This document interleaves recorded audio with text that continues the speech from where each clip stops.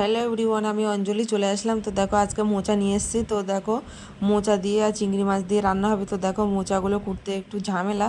তো আমি এক এক করে সবগুলো ছাড়িয়ে নেব, নিয়ে ওর ভিতরে শক্ত যে কাঠিগুলো থাকে ওগুলো ফেলে দেবো। তারপরে সুন্দর করে এক এক করে সবগুলো কাটতে একটু ঝামেলা, তো একটু দেরি হবে। তো দেখো আমি সবগুলো সুন্দর করে অনেক টাইম ধরে একটু সুন্দর করে সব কিছু কেটে গুছিয়ে নিয়েছি। তো দেখো ফাইনালি আলু আর মোচা কেটে নিয়েছি।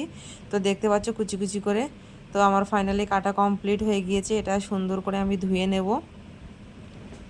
আলুও কেটে নিয়েছি। তো এবারে সুন্দর করে দুবার তিনবার মানে ধুয়ে নিতে হবে যতক্ষণ না কালো কষটা বার হয়ে যায়। তো দেখো এদিকে লবণ দিয়ে আর সিদ্ধ করে নিচ্ছি এগুলো মোচার আলুটা, আর এদিকে চিংড়ি মাছ দেখতে পাচ্ছ। তো চলো এদিকে পেঁয়াজ আদা রসুন কাঁচা লঙ্কা নিয়েছি, আর এদিকে আমি মাছগুলো ভেজে নেব। তো দেখো চিংড়ি মাছগুলো এদিকে ভাজা চলছে, লবণ আর হলুদ দিয়ে মাছগুলো ভেজে নেব। তো তারপরে লবণ আর হলুদ দিয়ে ভেজে নেবো। তো স্কিপ না করে ভিডিওটা পুরোপুরি দেখতে থাকো, আর কেমন লাগলো কমেন্টে জানাতে ভুলো না কিন্তু। বাড়িতে একবার হলেও ট্রাই করো। তো সবসময় তো সব কিছু খাওয়া হয়, তো মোচাটা এমনি ভালো লাগে খেতে, ডাল দিয়ে করলেও সুন্দর লাগে। তো আজকের আমি চিংড়ি মাছ দিয়ে করবো। তো দেখো তেল দিলাম, তেলের ওপরে পেঁয়াজ লঙ্কা মানে আদা রসুন সব কিছু দিয়ে আমি সুন্দরভাবে ওগুলোকে কষিয়ে নেব।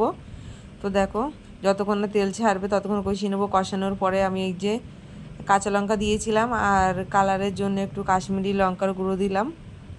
তো দেখতে পাচ্ছ, তারপরে হলুদ গুঁড়ো লবণ সব কিছু দিয়ে আবারও সুন্দর করে কষিয়ে নেব। তারপরে সিদ্ধ করে রাখা মোচা আর আলু ওটাকে দিয়ে দিলাম।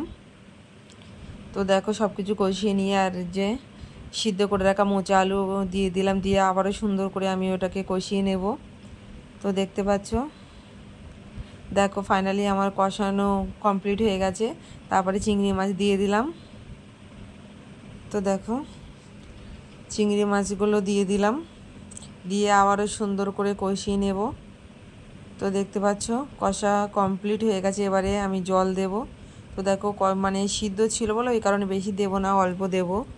তো একটু বেশি ঝোলও করব না, বেশি কষা করব না, মিডিয়াম করব।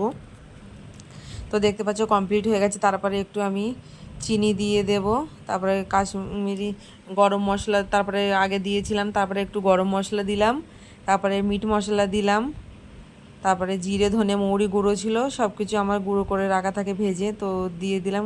কমপ্লিট হয়ে গেছে। তো ভিডিওটা কেমন লাগলো কমেন্টে জানিও। দেখা হচ্ছে পরে ভিডিওতে। টাটা।